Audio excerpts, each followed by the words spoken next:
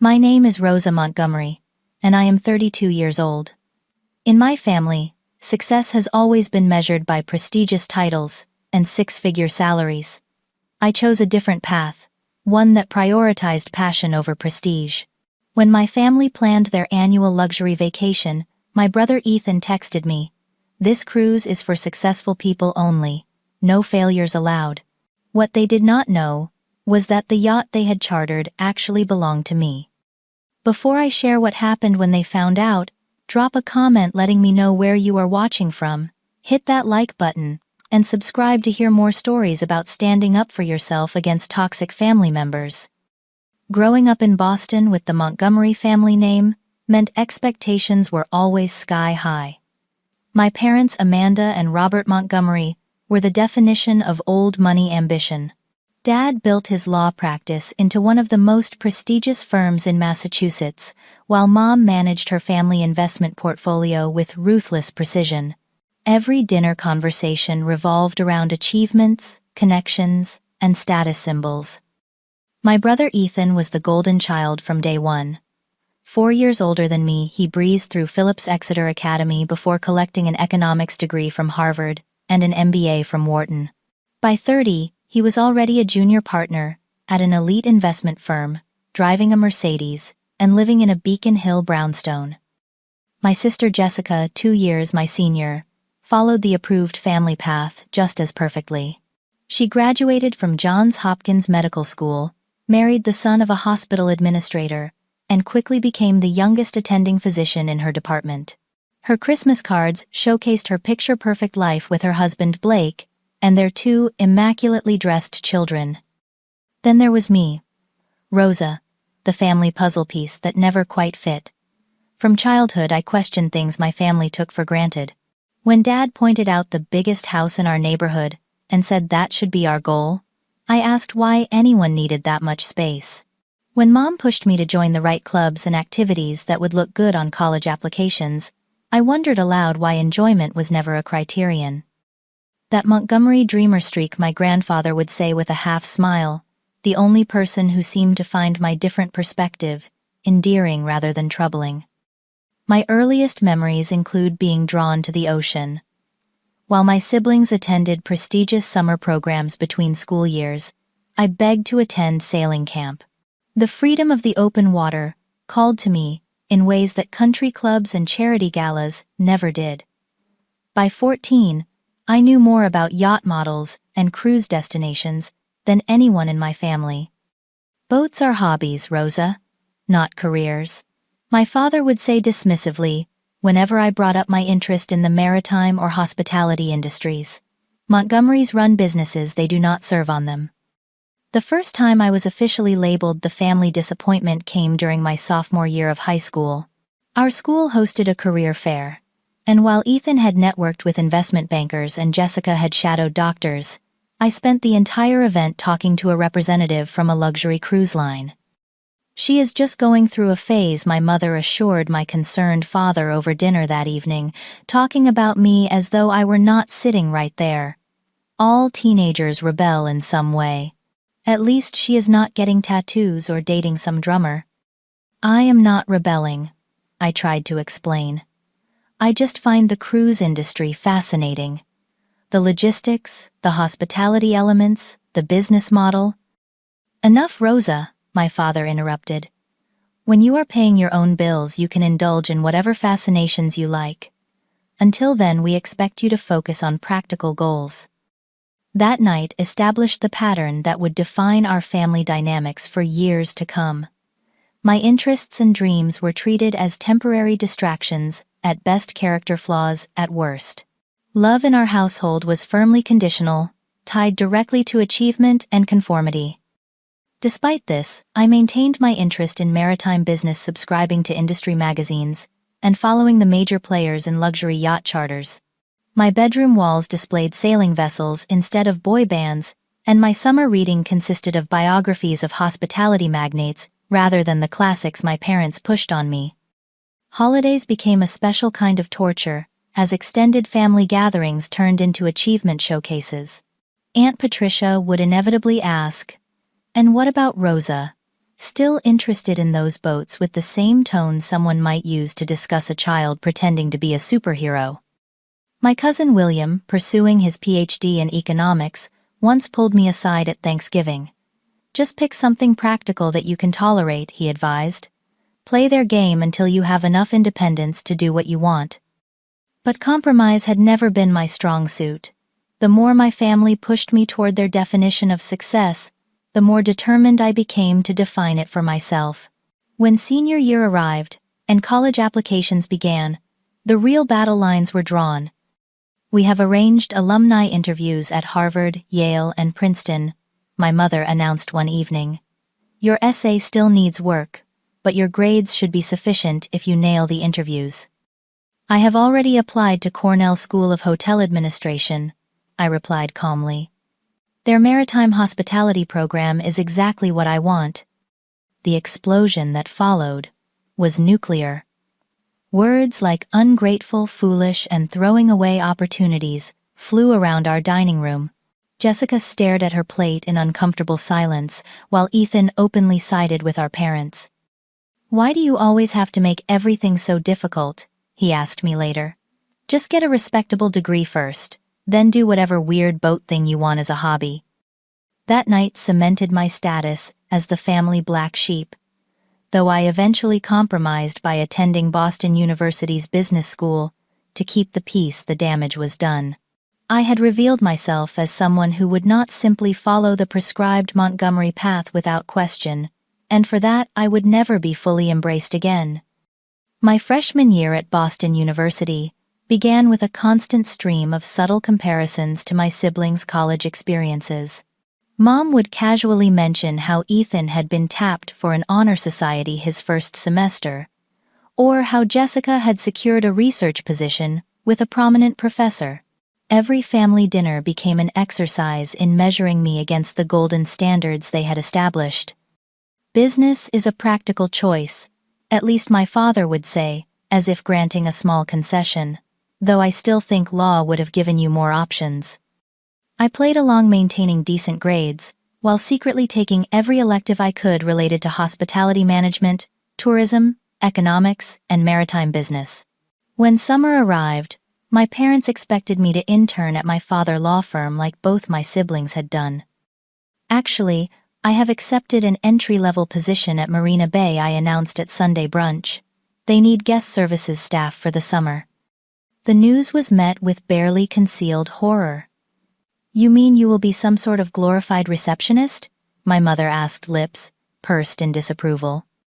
"I will be learning the marina business from the ground up," I replied, trying to keep my voice steady.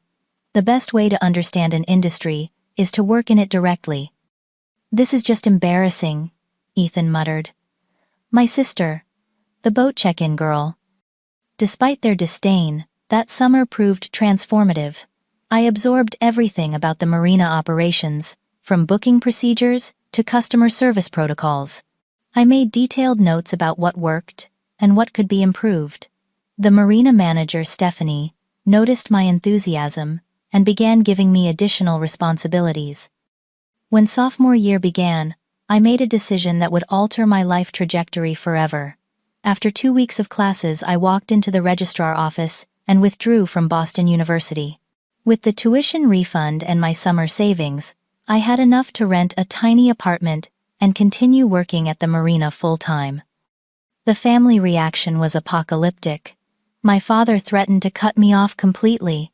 My mother cried about the shame of telling her friends. Ethan called me an ungrateful brat who was throwing away my potential out of spite. Only Jessica showed a glimmer of understanding. "Are you sure this is what you want?" she asked during a rare private conversation. "It is going to be a hard road." I am sure I told her. I would rather struggle doing something I love than succeed at something that makes me miserable. True to their word, my parents ceased financial support. The next 2 years were lean but educational. I moved from Marina Bay to a position at Boston Harbor Yacht Club, then to an assistant role at a luxury charter company. Each job taught me something new about the business, while expanding my network in the industry. My family assumed I was just scraping by. In reality, I was building valuable experience and connections. I lived simply investing most of my earnings back into maritime business courses and saving the rest. My apartment was sparse but functional, my wardrobe practical rather than fashionable. To my status-conscious family, these were all signs of failure. The turning point came during my third year working in the industry. I had moved up to charter coordinator at Blue Water Yachts, one of the premier luxury yacht charter companies on the East Coast. The owner, Harold Whitaker, was a maritime industry legend in his 70s with no children or obvious successor. Harold took notice of my detailed improvement suggestions and innovative marketing ideas. Unlike my family, he saw my passion for the business as an asset rather than a liability. He began inviting me to sit in on executive meetings, asking for my input on strategic decisions. "You have good instincts, Rosa," he told me, after I had coordinated a particularly complex charter for some demanding international clients. "And you understand this business is about more than just boats. It is about creating experiences, managing expectations, and solving problems before they arise." When Harold offered to mentor me more formally, I jumped at the opportunity. For the next 2 years, I shadowed him through every aspect of the business, while continuing to excel in my regular duties. I learned about fleet management staff, training, financial planning, and client relations from one of the best minds in the industry. What my family did not know during those years of dismissing my career as Rosa playing with boats was that I was quietly becoming Harold Whitaker protégé. When he confided that he was considering retirement but worried about his company legacy, I gathered my courage and presented him with a detailed succession plan that included me eventually taking over the business. "You want to buy me out?" he asked, eyebrows raised in surprise. "Eventually, yes," I replied.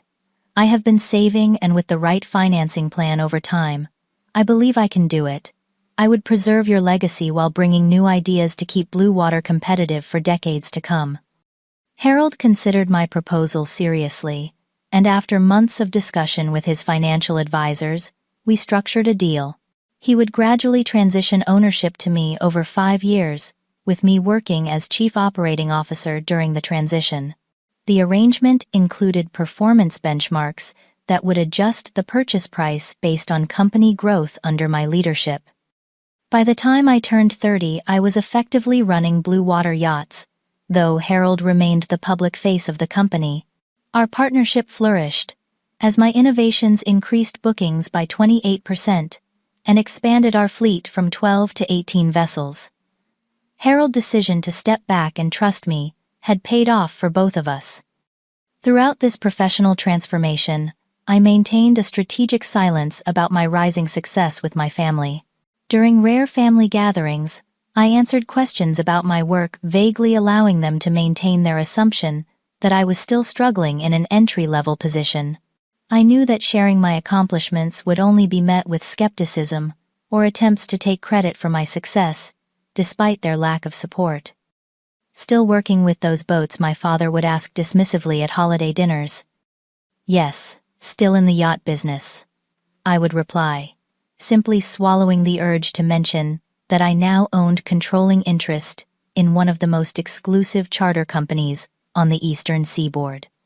This private success gave me a sense of satisfaction, but I had no plans to dramatically reveal my accomplishments to my family. That changed, however, when Harold fully retired and transferred his remaining shares to me, making me the complete owner of Blue Water Yachts and its multi-million-dollar fleet. Just 3 months later, my family unwittingly set the stage for a truth they were not prepared to face. The Montgomery family annual vacation tradition began when I was 12, ostensibly as a way to strengthen family bonds away from work pressures. In reality, these trips quickly became another arena for status displays and networking. My parents always chose destinations that combined luxury with strategic social opportunities, from Aspen ski lodges, frequented by business partners, to Mediterranean resorts, where they could accidentally bump into potential clients. Despite the underlying agenda, I had always been included in these family trips. Even during the worst of our disagreements about my career path, vacation invitations remained a constant, though often accompanied by lectures about how the trip was possible thanks to the practical career choices my parents and siblings had made. This year, with my 33rd birthday approaching, I had actually been looking forward to the annual vacation announcement. For the first time, I was in a position to genuinely enjoy the luxury without feeling like a charity case. Perhaps I might even drop subtle hints about my success, testing the waters for eventual honesty about my professional achievements. The news came through Jessica, not directly from our parents as usual. During one of our monthly phone calls, which had become more amicable as adult distance softened our childhood rivalries, she mentioned the trip casually. "Mom has been driving me crazy with cruise cabin questions," she sighed. "As if I have time to debate balcony sizes while preparing for a medical conference." "Cruise?" I asked, genuinely confused. I had not heard anything about a cruise. There was an awkward pause on the line. "Oh," Jessica finally said, her voice tight with discomfort. "I thought you knew. The family vacation this year is a luxury yacht charter through the Greek islands." My stomach dropped. A yacht charter, and I had not been informed. This was exactly my industry, the world I had built my career in. "When was this decided?" I asked, trying to keep my voice casual. "There have been emails going back and forth for weeks," Jessica admitted. "I assumed you were on the thread. Let me check." I heard keyboard clicking in the background. "Oh, I see. Mom started a new thread without copying you. That must have been an oversight." But we both knew it was not an oversight. After hanging up with Jessica, I checked my archived emails and found the original vacation announcement from 2 months prior. I had indeed been included on that first message, but was conspicuously absent from all follow-up planning. I called my mother, directly determined to address the situation head-on. "Rosa, darling," she answered with practiced warmth that did not reach her tone. "What a lovely surprise.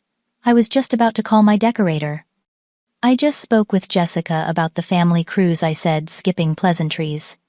"It seems my invitation got lost somewhere." A pause, then, "Oh, that.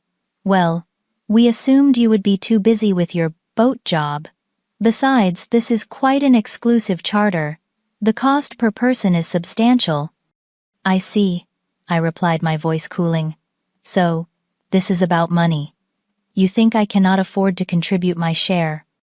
"Darling, there is no shame in prioritizing your unusual career choice over financial stability.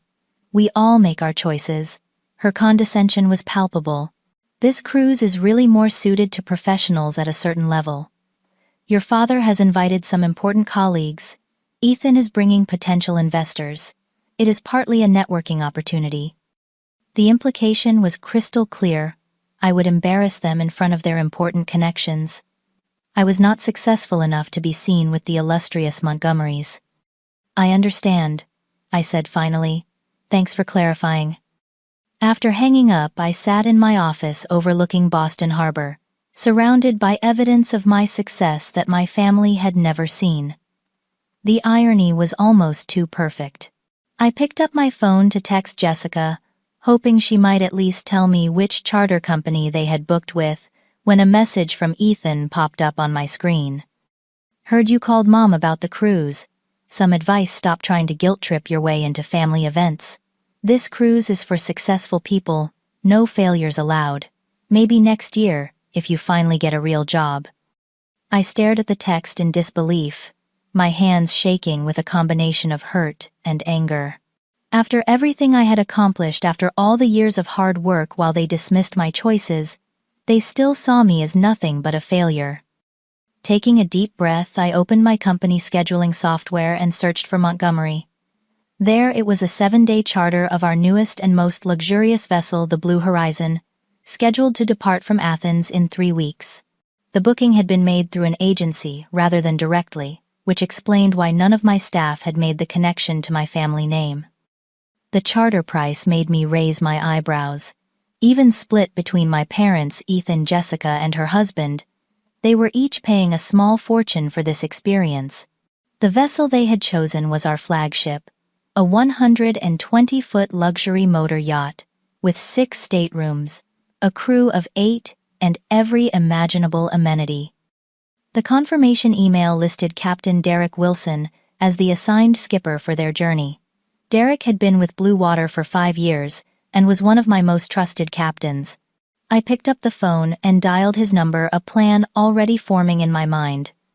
"Derek, it is Rosa. Are you in the office today? There is something important I need to discuss about your upcoming Athens charter." As I hung up, I felt a strange calm settle over me. After years of allowing my family to believe what they wanted about my career, it was finally time for the truth. Not out of spite or revenge, but because continuing to hide my success was becoming more damaging than revealing it. I pulled up the passenger manifest my parents had submitted. In addition to my family members, they had invited 3 of my father's legal partners and their spouses, 2 potential clients for Ethan, and a hospital administrator, and his wife, who Jessica and Blake wanted to impress. Every person on that list was being brought for strategic networking purposes, a vacation that doubled as a business opportunity. How fitting that their exclusive networking cruise was about to become a very different kind of revelation than they had planned. I sat back in my leather chair looking at the model of the Blue Horizon, displayed prominently on my bookshelf, and allowed myself a small smile.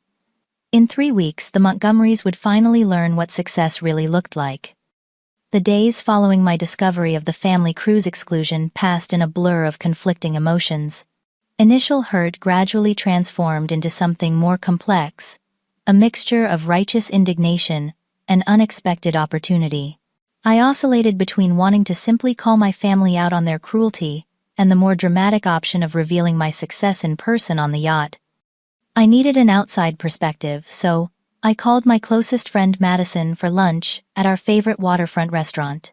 Madison had been my roommate during my brief college stint, and unlike my other university connections, she had stuck by me when I dropped out. As the daughter of working-class parents who had built a successful landscaping business, she understood both the value of practical experience and the prejudice faced by those who chose unconventional paths to success. "They did what?" Madison exclaimed after I explained the situation, nearly choking on her iced tea. "And your brother actually texted that, after everything you have accomplished." To be fair, they have no idea what I have accomplished. I reminded her, pushing my salad around with my fork. That is partly on me for never correcting their assumptions. "No, Rosa. Do not do that. Do not take responsibility for their judgment," Madison said firmly. "You kept your success private because they never showed genuine interest in your life. That is on them." Maybe I conceded. But now I have a decision to make. Do I just let it go, or do I finally show them who I have become? Madison considered this, twirling a strand of her auburn hair, as she always did when thinking deeply. "What outcome are you hoping for? Reconciliation, revenge? Because those require different approaches." Her question made me pause. What did I want? The fantasy of seeing their shocked faces held a certain appeal, but vindictiveness had never been my nature. "I want recognition," I said finally. "Not necessarily praise or apologies, just acknowledgement that my path was valid, that success comes in different forms, that they were wrong about me." "Then, I think you know what you need to do," Madison replied. "But whatever you decide, do it for yourself, not for them." That evening, I sat on my apartment balcony, overlooking the harbor where several Blue Water yachts were docked, including a sister ship to the Blue Horizon that my family would soon board in Greece. The Mediterranean sunset would look quite different from this Boston twilight. But the vessels themselves were identical, down to the hand-selected artwork in each cabin. I thought about years of dismissive comments, of being the family disappointment of achievement-oriented love that always felt just out of reach. I thought about Harold Whittaker's belief in me, when my own family had none, about the business we had built together, about the respect I had earned in an industry I truly loved. And I made my decision. The next morning, I called Captain Derek into my office and closed the door. Derek was in his 50s, a former Navy officer with salt and pepper hair, and the quiet confidence of someone who had navigated both literal and figurative storms with equal skill. "I need to discuss the Montgomery Charter," I began, then hesitated, unsure how to explain the complicated situation. "Your family, right?" Derek said, with a knowing look. "Stella in bookings mentioned the connection, but she was not sure if you were aware." "Yes, they are my family," I confirmed. "But they do not know I own Blue Water. In fact, they think I am still struggling in some entry-level position. They have specifically excluded me from this trip because they do not consider me successful enough to join them." Derek's eyebrows shot up, but his professional demeanor remained otherwise intact. "That presents an unusual situation. How would you like to handle it?" I laid out my plan. I would fly to Athens, ahead of the scheduled departure, and be aboard when my family arrived. Derek would greet them normally, get them settled, and at an appropriate moment, introduce me not as a family member, but as the owner of Blue Water Yachts. "Essentially, I want to be revealed as their host, not crash their party as an uninvited guest," I explained. "It is important to me that this is handled with dignity. No big confrontation, just a simple statement of fact." Derek nodded thoughtfully. "We can certainly arrange that, Miss Montgomery. The crew will be discreet. Would you like to stay in the owner suite?" "No," I decided. "Prepare it as usual for my parents. I will take one of the standard staterooms. This is not about displacing anyone or creating discomfort. It is just about finally being honest." Over the next 2 weeks, I made careful preparations. I arranged for my second-in-command, Natalie, to handle operations in my absence. I forwarded Derek documentation, confirming my ownership status to have on hand in case my family accused me of lying. I selected a wardrobe that was professional and elegant, without being flashy, wanting to project success rather than rub it in their faces. The night before my flight to Athens, doubt crept in. Was I making a mistake? Would this revelation heal old wounds, or create new ones? I called Madison in a moment of uncertainty. "I keep wondering if I should just let it go," I confessed. "Maybe confronting them like this is petty." "Rosa, listen to me," Madison said firmly. "Standing up for yourself is not petty. You are not planning some elaborate revenge. You are simply refusing to hide your success any longer. That is healthy, not petty." Her words steadied me, and the next morning, I boarded a flight to Athens with a mixture of anxiety and resolve. The 13-hour journey gave me plenty of time to rehearse what I would say, how I would react to their surprise, whether I would accept inevitable accusations of deception. By the time I landed in Athens, exhaustion had temporarily dampened my emotional turmoil. I checked into a hotel for one night to recover from jet lag before the confrontation. Lying in bed staring at the unfamiliar ceiling, I reflected on how far I had come from the young woman who had defied her family to follow her passion. Whatever happened tomorrow, I had built something meaningful. That truth existed independent of their recognition or approval. The following morning, I took a taxi to the marina, where the Blue Horizon was docked, its sleek white hull gleaming in the Mediterranean sun. Captain Derek greeted me at the gangway with a respectful nod. "Everything is prepared, according to your specifications, Miss Montgomery. Your family is scheduled to arrive at 2 this afternoon." I boarded the vessel that represented years of my hard work and vision, running my hand along the polished teak railing. The crew welcomed me warmly, having been briefly informed of the unusual situation without unnecessary details. "Thank you all for your discretion today," I told them during a quick meeting in the main salon. "This is a personal matter, but I appreciate your professionalism." With 4 hours until my family arrived, I settled into my stateroom, changing into a simple but elegant white linen dress and subtle gold jewelry. I took care with my appearance, not out of vanity, but as armor. Looking my best would help me feel my strongest when facing the people who had always made me feel inadequate. As the appointed hour approached, I positioned myself on the upper deck, partly concealed but with a clear view of the marina entrance. My heart pounded as I spotted them in the distance, a group of expensively dressed people approaching with the entitled confidence of those accustomed to luxury. The moment of truth had arrived. From my vantage point on the upper deck, I watched my family approach the marina. They moved as a well-dressed unit, my father leading the way in designer sunglasses, and a linen suit my mother beside him, in a flowing resort dress that probably cost more than most people's monthly salary. Behind them came Ethan talking animatedly to two men, who must be his potential investors, gesturing with the practiced charm he reserved for networking opportunities. Jessica and her husband Blake followed herding their two children, who despite the heat, were immaculately dressed in coordinating outfits. The dock attendants hurried to take their luggage, and I noticed Ethan barely acknowledging the young man who struggled with his oversized suitcase. My father handed out crisp $20 bills as tips, with the slightly exaggerated gesture of someone who wants to be seen as generous, rather than actually being generous. "This is the vessel here, sir," the marina manager directed them toward the blue horizon. "Captain Wilson is expecting you." "Magnificent," my father declared loudly enough for everyone nearby to hear. "Exactly what I expected for what we are paying."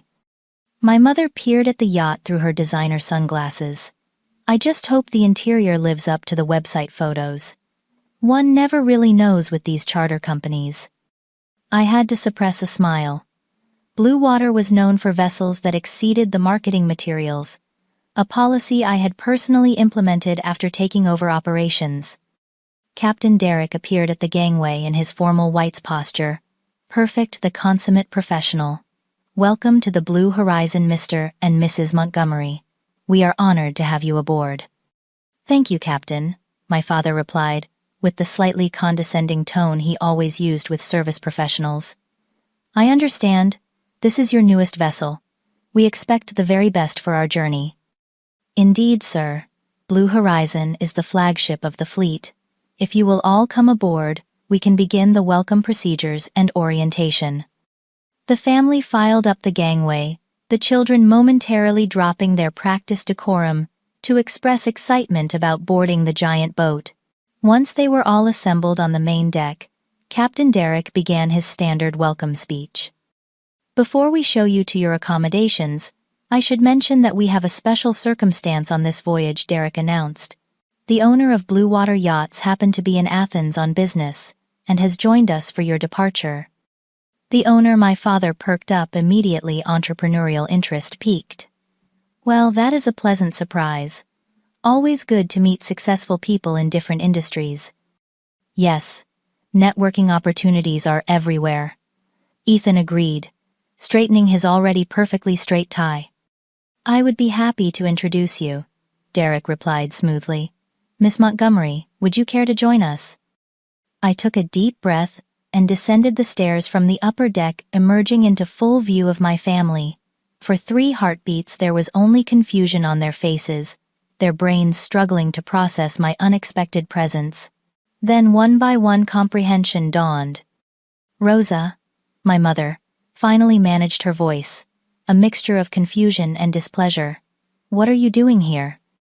Before I could answer, Captain Derek continued with impeccable timing.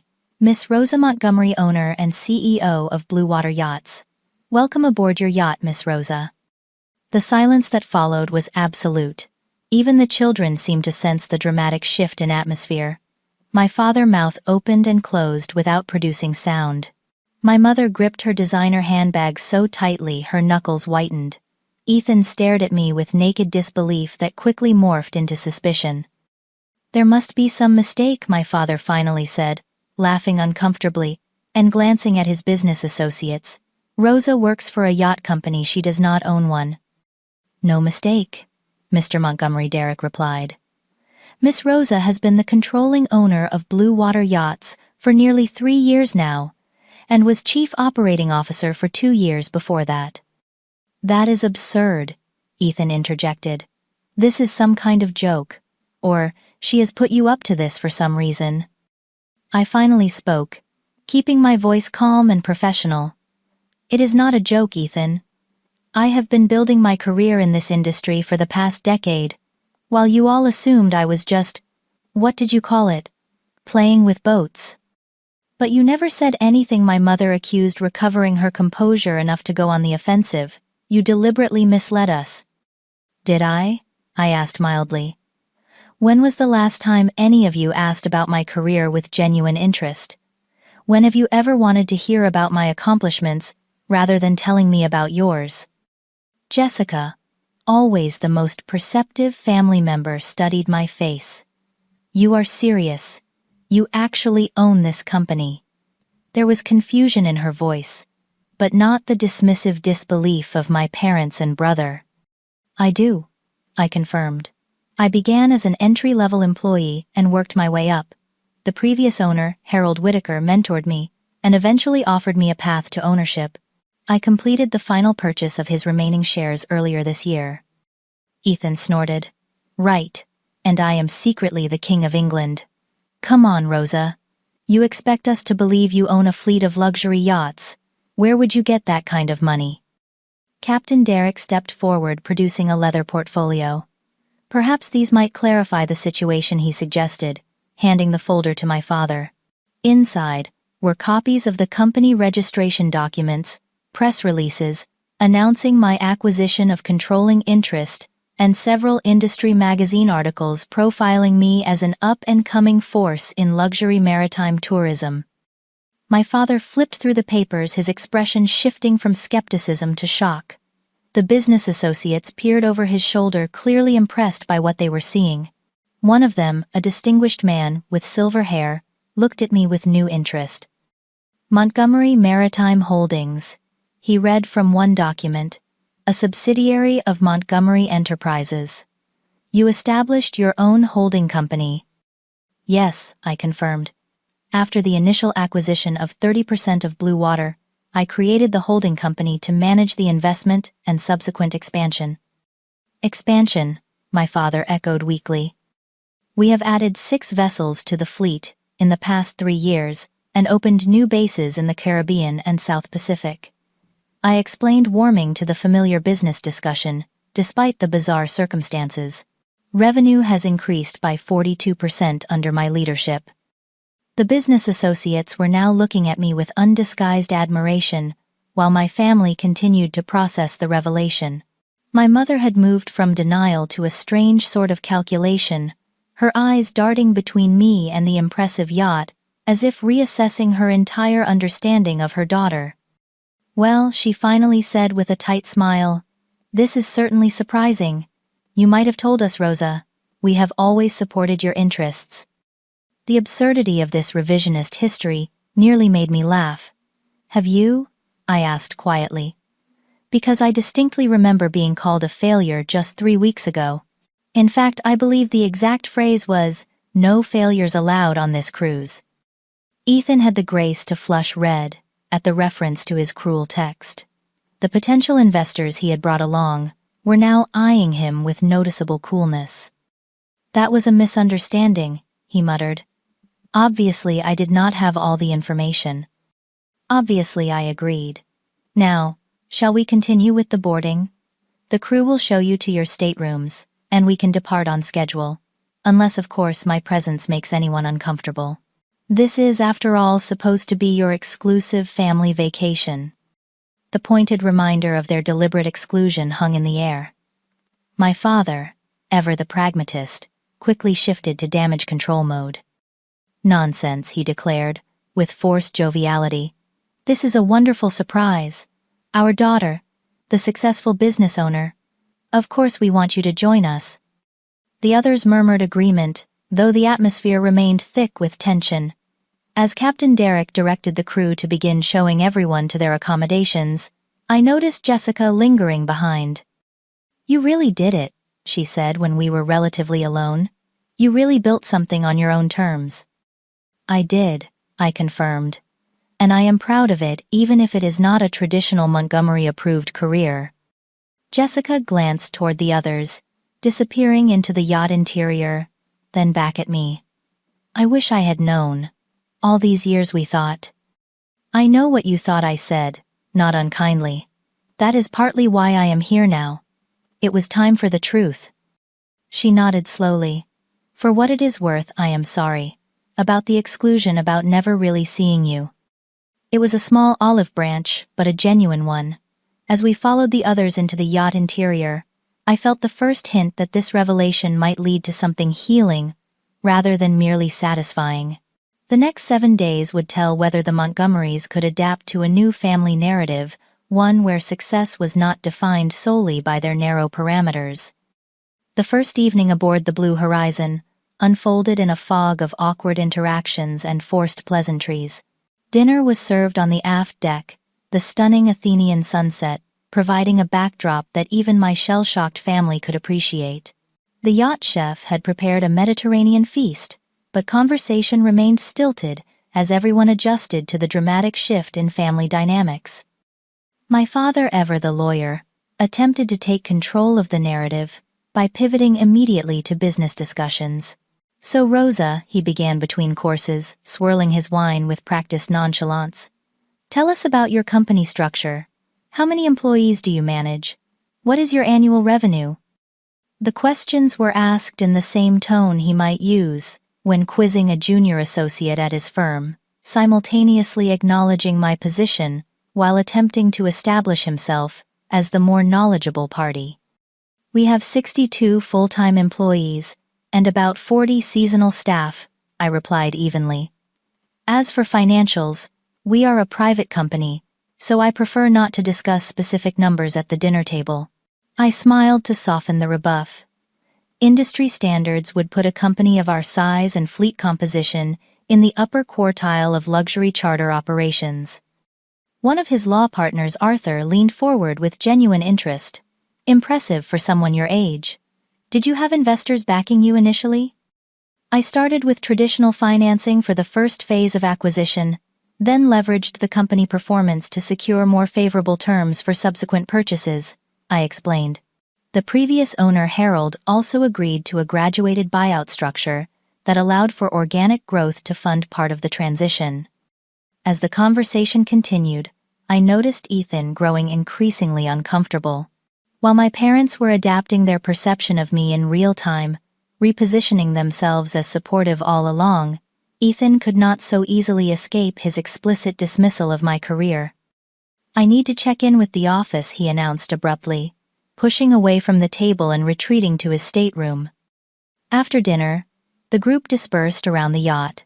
The business associates gravitated toward the Sky Lounge for cognac. The children were settled into bed, and I found myself alone on the bow, watching the lights of Athens twinkle in the distance. Footsteps approached, and my mother appeared beside me, designer wrap draped artfully over her evening dress. "This is all quite dramatic, Rosa," she said, her voice carrying that familiar note of disapproval, thinly disguised as concern.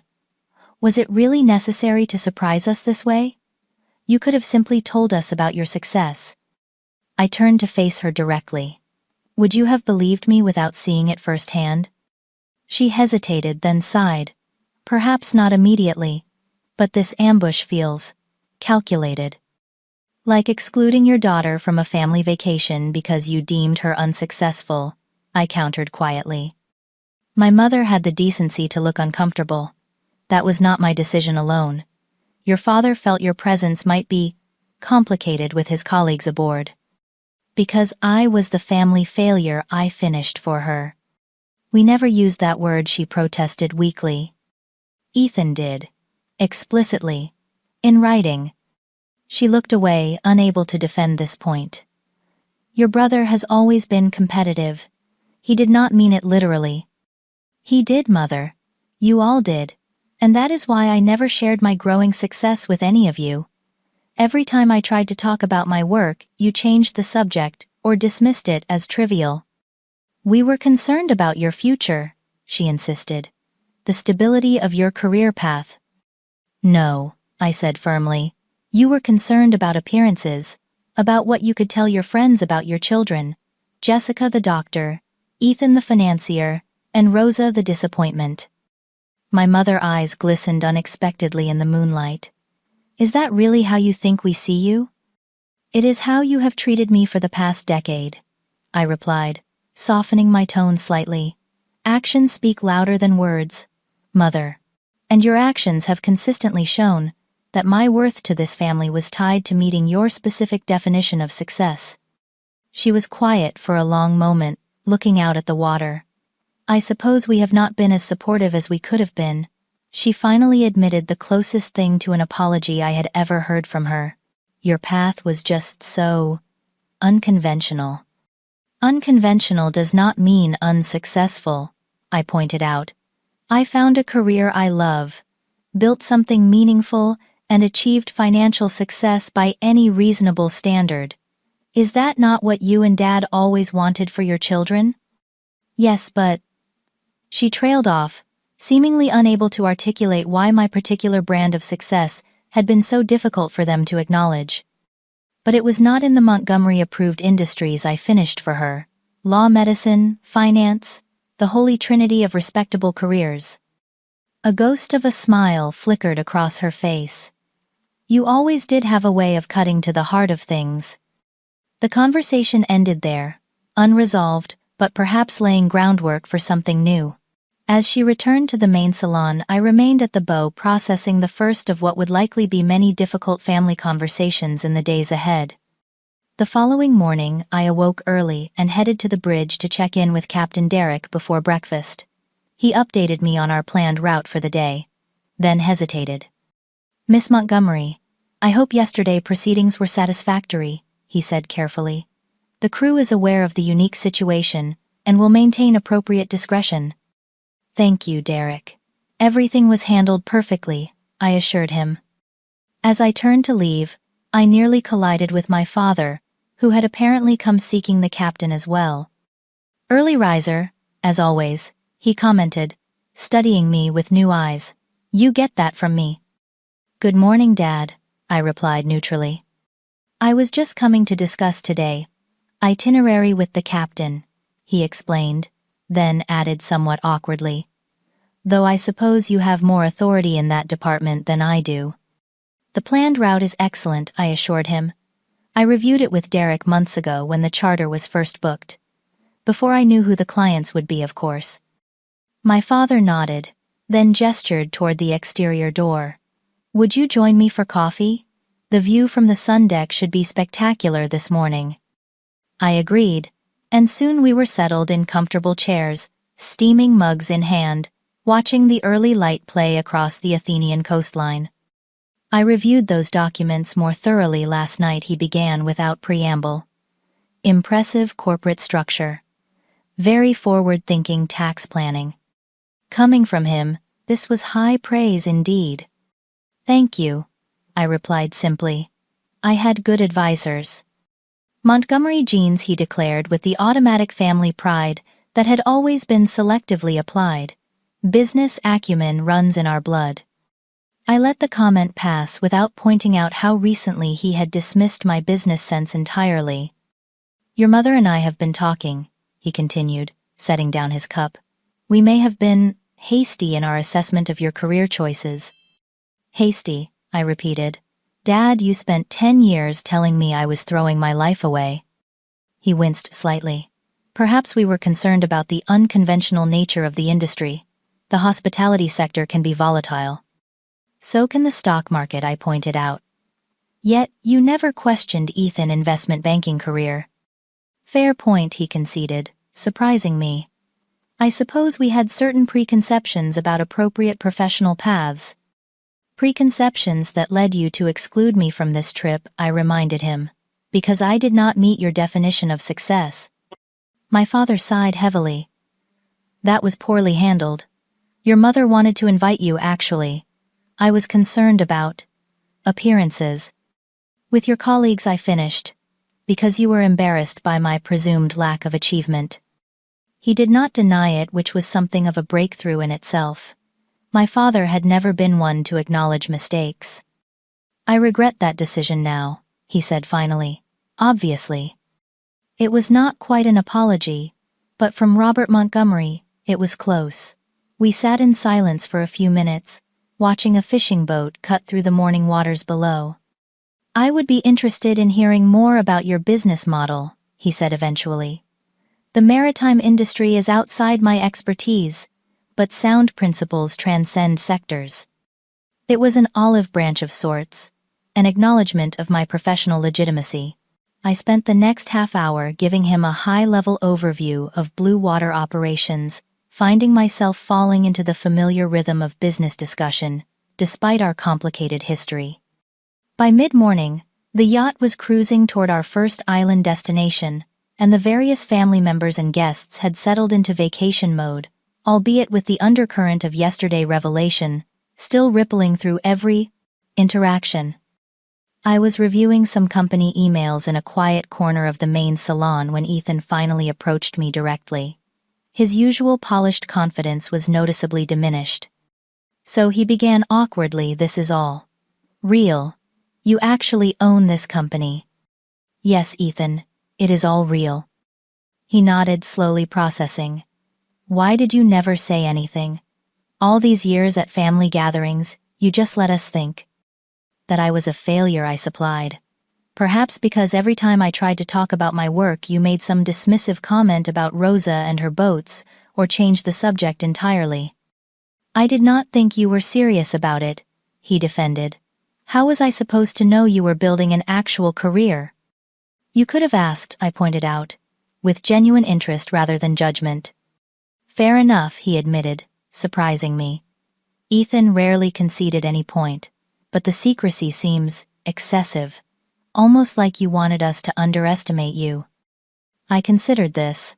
I did not plan to keep my success secret forever, but after years of judgment, it became easier to avoid the topic than to fight for recognition. And yes, perhaps there was some satisfaction in knowing I was succeeding despite your low expectations. Ethan's expression darkened slightly. "So, this whole revelation was what revenge for us not taking you seriously?" "No," I replied firmly. "It was simply time for the truth. I am not ashamed of what I have built, and I am tired of pretending to be less successful than I am to spare your egos." "Our egos," he repeated incredulously.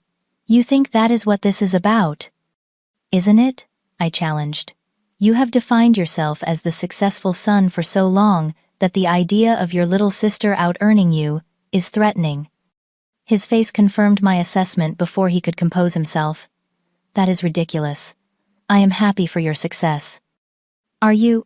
I asked quietly, because your text about no failures allowed suggested otherwise. Ethan had the grace to look genuinely uncomfortable. I should not have said that. It was childish." "It was cruel," I corrected, "and revealing of how you really see me." He ran a hand through his carefully styled hair, momentarily disheveling his polished appearance. "I do not know what you want me to say, Rosa. Yes, I was an ass. Yes, I underestimated you. Congratulations on proving me wrong." The bitterness in his tone suggested we had a long way to go before reaching any genuine reconciliation. Unlike my parents, who were already revising history to claim they had supported me all along, Ethan could not so easily escape his explicitly documented disdain. "I do not want your congratulations, Ethan," I said finally. "I just want basic respect as your sister, and as a professional. The same respect I have always given you despite our different paths." He nodded curtly and walked away, our conversation unresolved but at least acknowledged.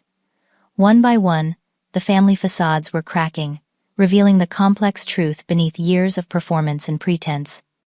That evening, as we anchored in a picturesque bay off Hydra, I hosted a formal dinner for all the guests.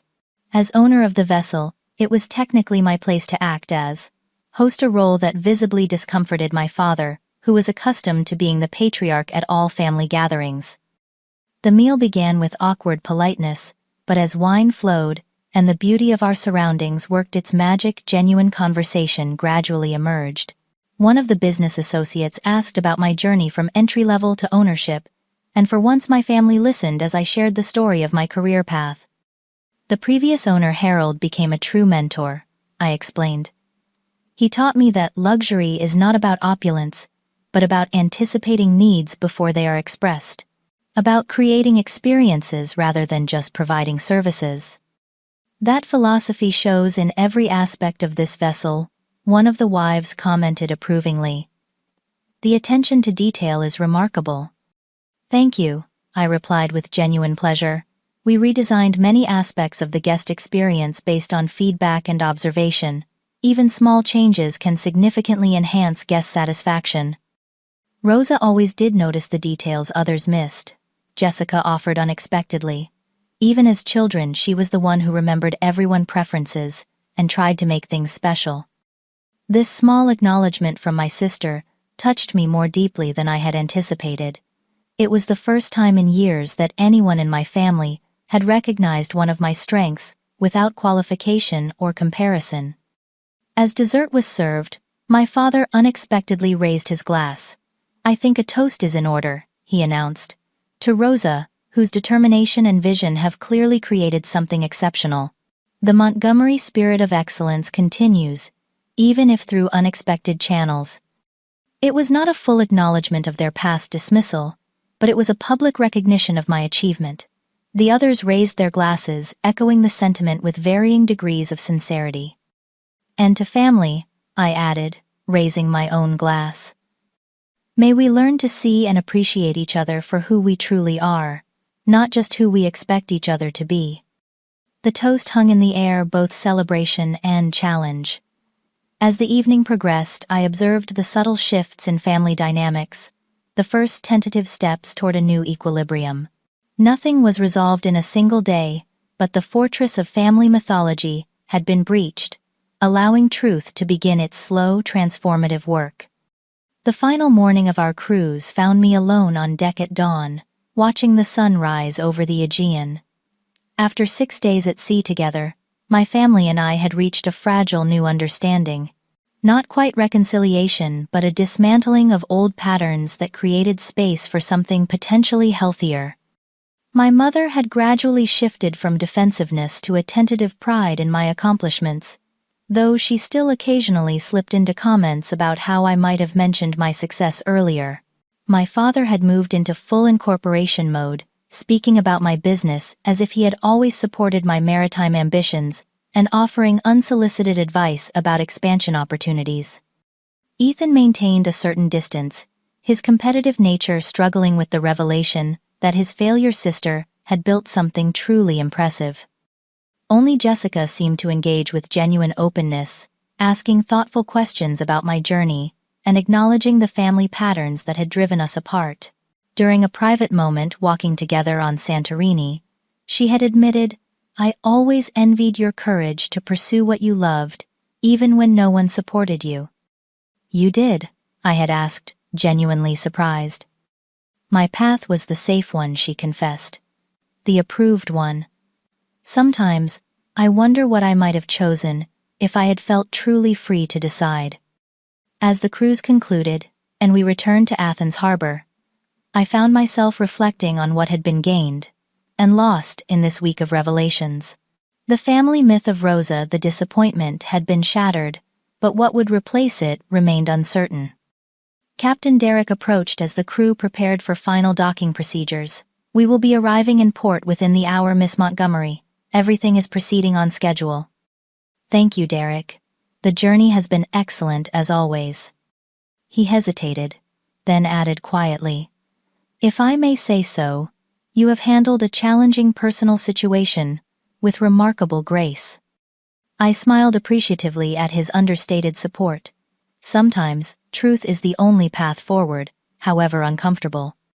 As we disembarked in Athens, the farewells were markedly different from our initial encounter.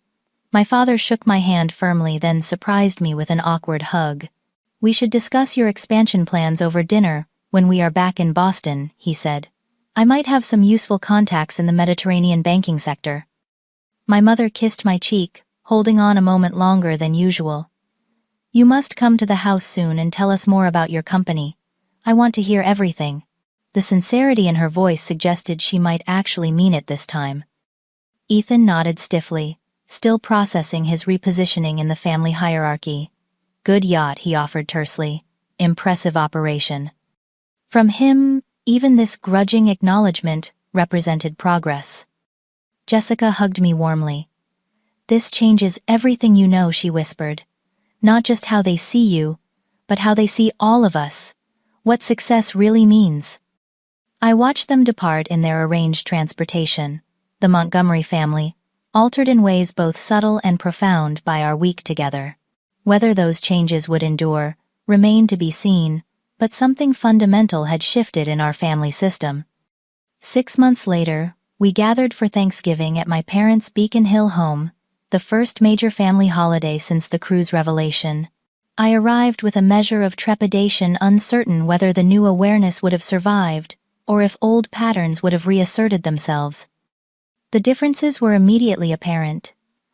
My mother had displayed recent articles about blue water yachts on the coffee table, alongside the usual collection of Jessica medical achievements and Ethan financial successes. My father introduced me to his colleagues with explicit pride in my entrepreneurial accomplishments, rather than vague references to working with boats. Most surprisingly, Ethan approached me during pre-dinner drinks with uncharacteristic humility. "I have been thinking about what you said on the yacht," he admitted, "about respecting different paths to success. You were right. I had a narrow view, and I apologize for the things I said." The words clearly did not come easily to him, making them all the more meaningful. "Thank you," I replied simply. "That means a lot." The dinner conversation reflected our evolving dynamic. Instead of the traditional Montgomery achievement recitations, my mother encouraged more balanced sharing. When Jessica's husband Blake mentioned a colleague who had left medicine to pursue a creative passion, my father surprisingly commented, "Sometimes the unconventional path is the right one," with a meaningful glance in my direction. Later that evening, as guests departed and family dispersed to various corners of the house, I found myself alone, with my grandfather portrait in my father's study. The Montgomery dreamer streak he had recognized in me had ultimately led to a success even the most practical family members could not dismiss. My mother found me there, 2 glasses of brandy in hand. She offered one to me, and settled into the leather chair opposite. "I have been doing some reflection since our cruise," she said after a thoughtful sip, "about the kind of mother I have been, the kind of family we have been." I waited, giving her space to continue. "We were so certain about what success should look like," she continued, "so convinced that our path was the only secure one. We wanted to protect you from struggle." "I know," I acknowledged, "but in trying to protect me from failure, you nearly prevented me from finding my own success." She nodded slowly. "I realize that now. The irony is that you are probably the most successful of our children by any objective measure. You built something from nothing on your own terms." The acknowledgement so long withheld washed over me with unexpected emotion. "Thank you for seeing that," I said quietly. "I should have seen it sooner," she admitted. "We all should have." We sat in companionable silence, the decades of misunderstanding, not erased, but perhaps beginning to heal. The Montgomery family would never be perfect, our sharp edges and competitive instincts too deeply ingrained, but truth had created an opening for something more authentic to grow. In the months that followed, I established new boundaries with my family, engaging on my terms, rather than constantly seeking their approval. I began hosting family gatherings on my recently purchased waterfront property, subtly shifting the power dynamic away from my parents' traditional control. My business continued to thrive, expanding into new markets with the quiet confidence that comes from true passion rather than external validation. I established a scholarship program for young people interested in maritime careers, but lacking traditional resources, remembering how close I had come to abandoning my dreams under family pressure. The greatest lesson from my journey was not about proving my worth to others, but discovering that true success comes from living authentically rather than performing to meet external expectations. The validation I had once desperately sought from my family paled in comparison to the satisfaction of building something meaningful aligned with my values. As I look back on that pivotal week aboard the Blue Horizon, I realize that revealing my success was never really about changing my family perception of me. It was about finally claiming my story on my own terms, refusing to participate any longer in the diminishment of my choices and achievements. The measure of success is not in titles or bank accounts or even family approval, but in the courage to follow your own compass, even when everyone around you points in a different direction. Sometimes the path to healing family wounds is not through compromise or concession, but through standing firmly in your truth and giving others the opportunity to meet you there. Have you ever had to stand up for yourself with family members who refused to see your value or success? How did you handle that difficult conversation? Share your experience in the comments below, and do not forget to like and subscribe for LibriVox Baliatinale. More stories about family dynamics and personal growth. Remember, your worth is not determined by others' opinions, but by the authentic life you build for yourself. Thank you for joining me on this journey of self-discovery and family reconciliation. Until next time, be proud of your unique path to success, whatever that looks like for you.